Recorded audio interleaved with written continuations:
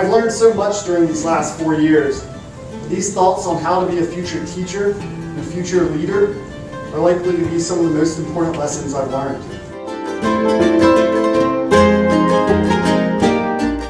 Radiology taught me that it's very possible to have a wealth of information about someone and still see right through them. It's all too easy to know their family history in painstaking detail, but fail to see the essence of who they are and the complexity of their narratives and personhood.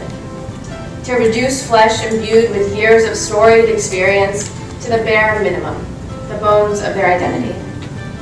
I'd say it takes a very deliberate commitment, sacrificing time and ego to empower people's vulnerabilities, allowing them to present their whole selves to you.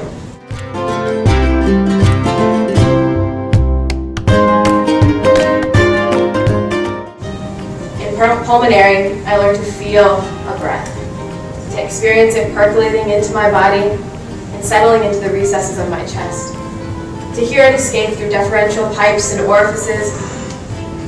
I reminded myself to lead a life that appreciates every possible breath this viscerally, this corporeally.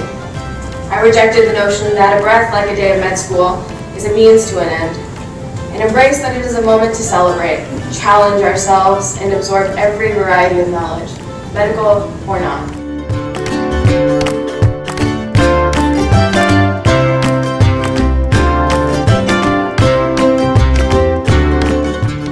I slipped quietly into the dynamic and beautiful world of medicine that can feel so large and yet so small at the same time.